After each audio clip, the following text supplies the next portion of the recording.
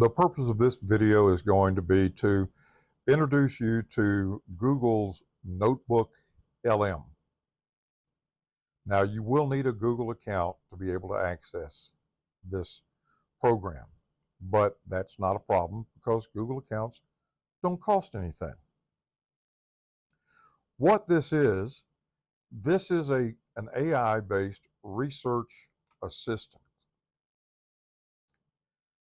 You say, hey, I can already use Google. I don't need this. It's just one more thing that's a problem for me. Not true. What you can do with Google NotebookLM is you can create what they call a notebook, which is a file with your documents in it. It's documents that you want to use when you're researching things. Now, the good thing about this is you're allowed to upload, I believe it's 50 documents. I'll have to look and be sure because they're constantly tinkering with the limitations and different things. But it's not a real small amount. You've got plenty of things you can do. Now, as you can tell, looking at my different notebooks, there's stuff on college football, college baseball, the 2025 SEC baseball tournament. You see, I've got 21 sources in here. So what we'll do is we'll just take a look at that real quick. I can come in here, click on this.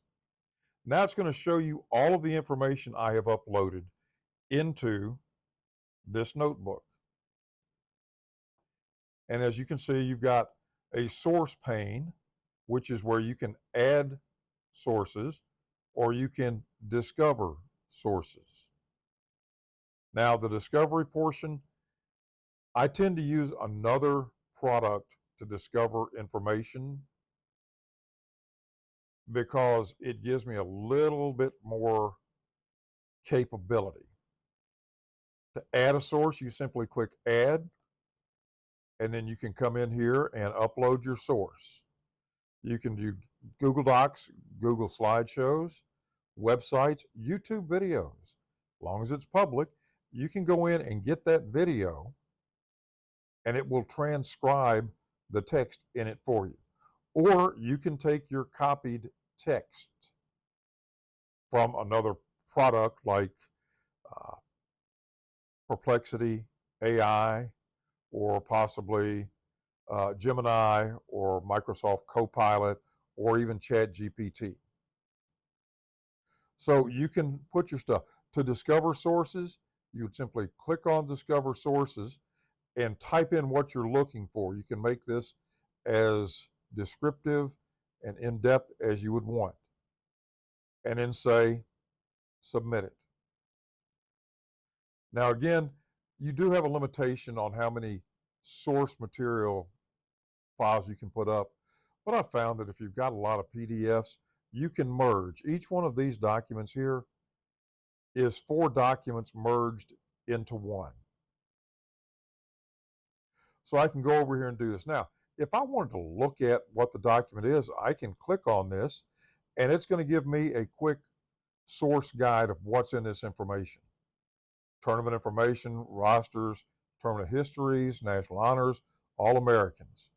And I can come down here and look through this and see what I want. Now, most of the time, you're not going to be able to get a PDF book like they used to do PDF media guides, which might have been 200 pages, and be able to sort through and find out information in a heartbeat.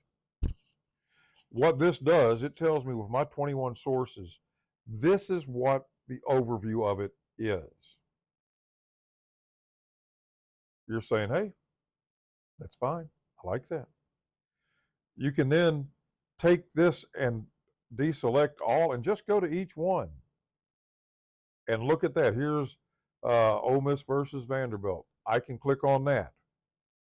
I can then come in here and look at it, it gives me the final score, it gives me a summary, player statistics, and things like that. Now what I can do is I can come in here and say, first of all, I can either come down here and look at the questions that Notebook is suggesting maybe I use. How does a new format work? Or I can come over here to my studio and I can say generate a briefing doc. And it's just going to get this one document that I had selected. And it's generating it based on Ole Miss and Vanderbilt. If I want to do an FAQ, I can do an FAQ on that. Now, the good thing about this, I know where the data and the information is coming from. It's coming from a PDF document that is official documentation from that game. If I wanted to do a study guide, let's say I want to go back and do a study guide of the 2025 SEC record book. Click on that, and let's just say list the last 15 SEC tournament champions. And again, you can use dictation to do this if you so choose. You can see it's going to get this data from one source. And we know which source this is. This is the official source put out by the SEC. Now I'm going to get after it. You can see it's thinking now, it's searching this document. And you will see it goes and gives me the last 15 SEC champions, just like that. Now, you'll see at the bottom, I've got which team won the 1990 tournament. What is Ole Miss's tournament record? Well, let's just go look and see who won the 1990 SEC tournament. Now, you could have that media guide. If it was in a book, you could have it in your hands and you can't find it that quick. Okay? You can then come back and look and see how SEC teams evolved into tournament performance. What are the key factors contributing to the SEC's dominance? Any other questions you'd like. Now, what I can do is if I like this information, I can save it to a note over here. I can copy it and paste it into a document or into an email or into a blog post. However, if you're going to do it in a blog post, you probably need to generate an AI disclaimer so people won't think that you're just making this stuff up or if something's wrong, things like that.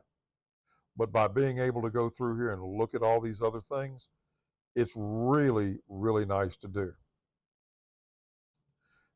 If I wanted to go in and do this media guide right here, the 2025 media tournament,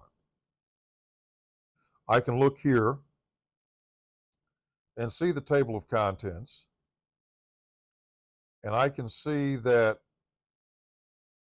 this book is about 46 pages. And I'll just come in here and do summarize this document for use in a 60-second radio commercial.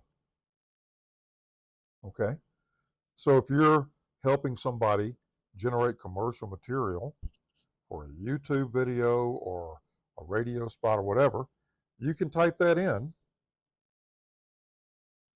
and just from this source, it's going to generate a summary. There it is. Get ready for the ultimate. And you can see it sounds like a commercial. And you haven't had to do anything with it other than tell it what you wanted. And again, if you like it, you can agree with it. If you want to verify, teams like LSU lead with 12 championships. Now you can come in here. If you're using a computer, you can hover over it. And if you click on it, it will open up to that page in that source document. And it will give you all the information that you need. Again, you can save it as a note. You can open up the note and look at it. If you want to save it as a source, you can do that. Now, one other thing that's good about this is if I am looking, if I'm a student and I'm looking to study for something, what I can do is I can go in here to my SEC tournament, or just the overall SEC baseball record book. I want to do a test on material that's in this. This could be your syllabus for a class. It could be material that your instructor has handed out that you need to study. So what I do is I will come in here and say, generate a 30 question test. 10 multiple choice, 10 true, false, and 10 fill in the blank.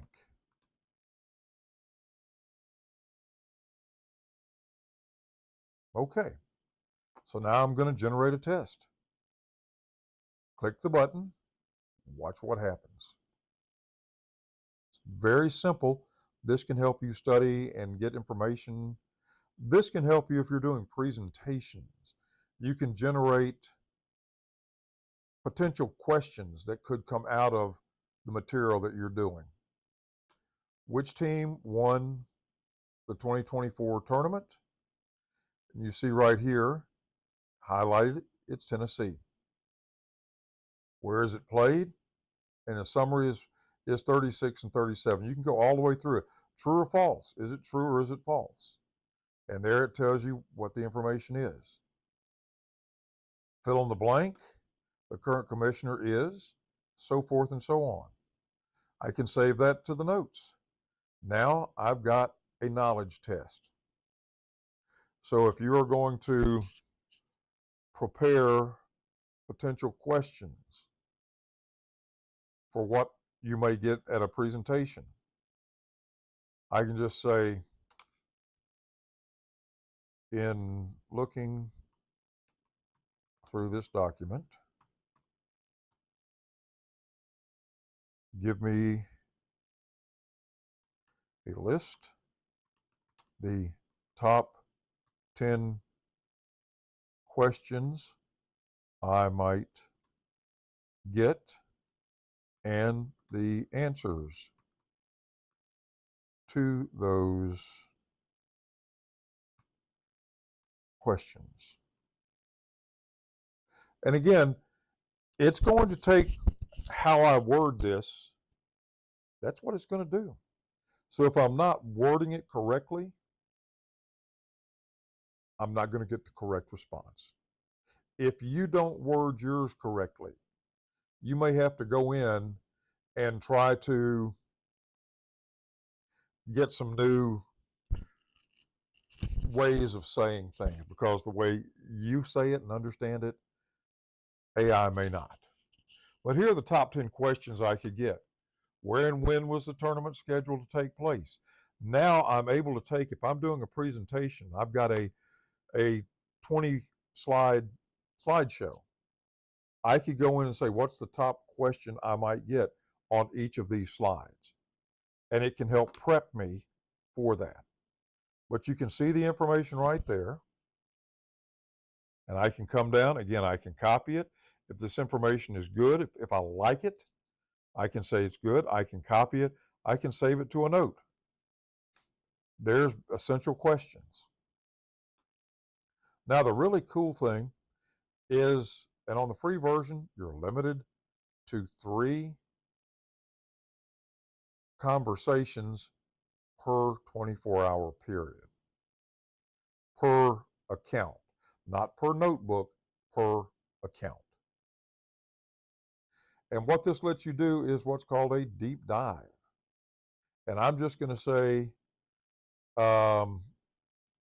do a deep dive on the, let's see, the road to Hoover. If I go in and look at this,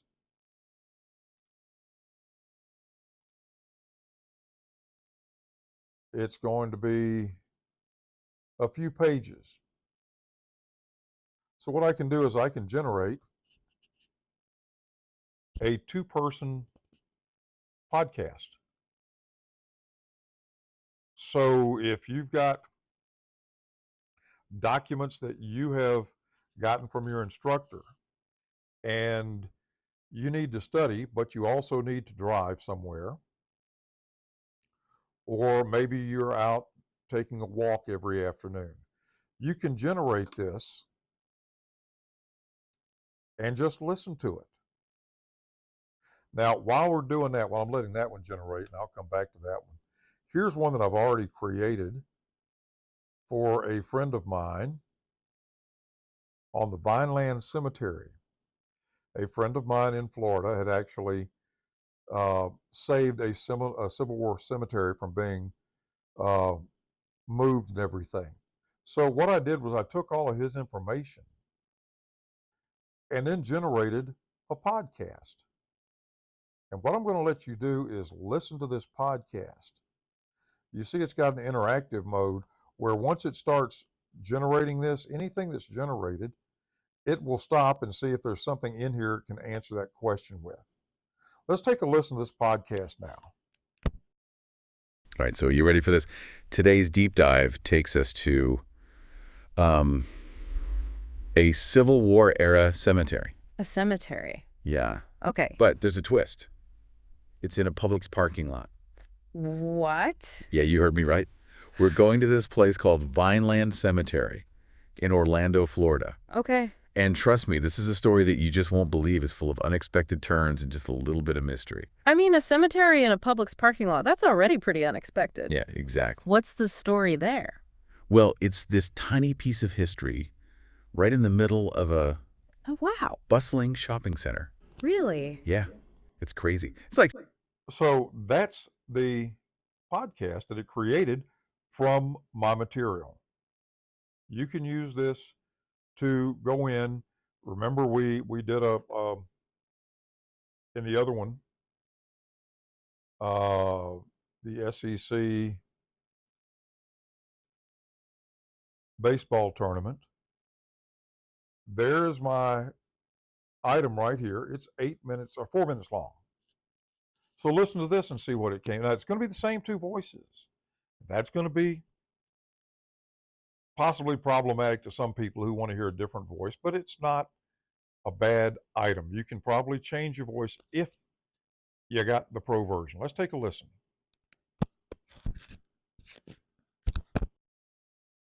okay, let's dive in. We're looking at the final 2025 SEC baseball standings as of May 17th. So this is it, the end of conference play.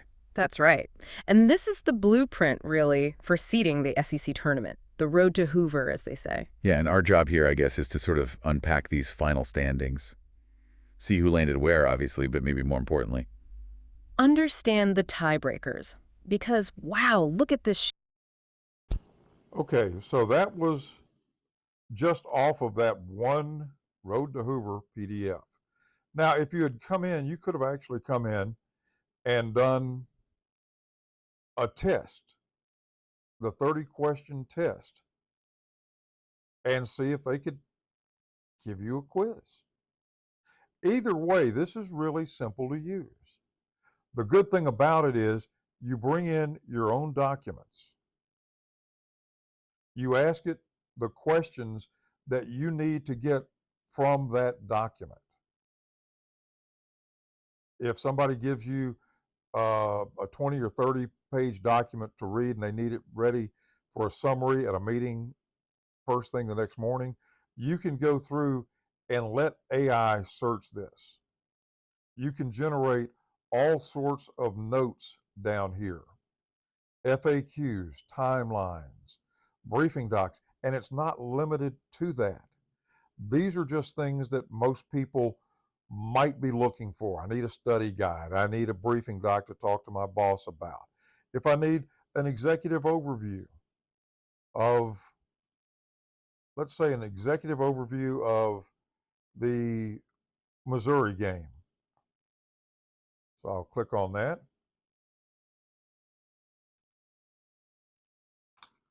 and say generate a 500 word executive overview of this game. And now I just simply click and it goes to work.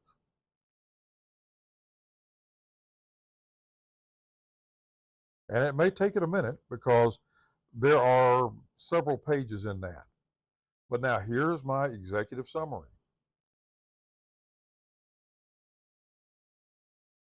And you've got players' names.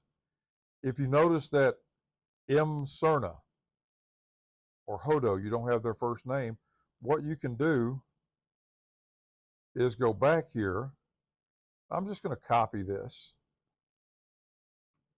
And now I'm going to type this in and say match names from the roster with names in the box score. So now I'm saying, look at the document that has the roster and match Hodo with whatever his full name is. And I can go back in and let it go to work. This is how easy this can be and how helpful it can be. See, now I've got Mateo Cerna, Will Hodo, and what it does, it gives you where it got the information. So if you can use this properly with your information, this could be a big time saver for you when you're studying. Now, another thing is if you are trying to write a proposal or something and you've got a demonstration, a test document that shows you what this should look like, whether it's something for submission for a grant or if it's a uh, document that you're preparing for a meeting that needs to follow very precise guidelines and formats, you can go in and put those two documents in. You can come down and type and do analyze these two documents and compare the similarities and differences. And what do I need to do to make mine more similar to the one that was approved? So that will help you make sure that the document you have produced is in line with what you're supposed to be producing. Anyway, that's how you do that, to create a notebook. And again, they've got a thing in here already, Introduction to NotebookLM, or maybe that's something that I put in. And I can go in and put how many notebooks can you create? And this is going to get the documents that I got directly from Notebook. And there you go. You can have 50 sources per notebook. Notebook Plus users can have 300 sources per notebook. You can create 1,000 notes per notebook.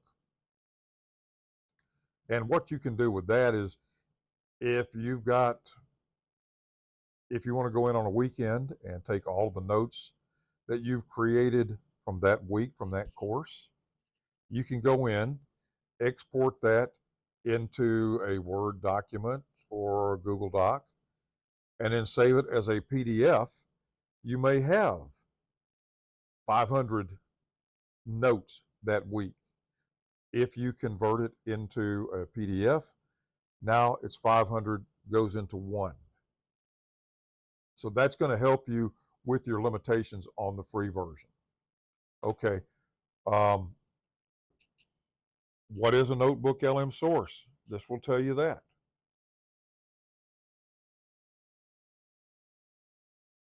Okay, so you've got all sorts of things, and these are the types of documents you can use. But anyway, I hope this is giving you a little bit better idea of what NotebookLM is and what you can do with it. If you have any questions, get in touch with me.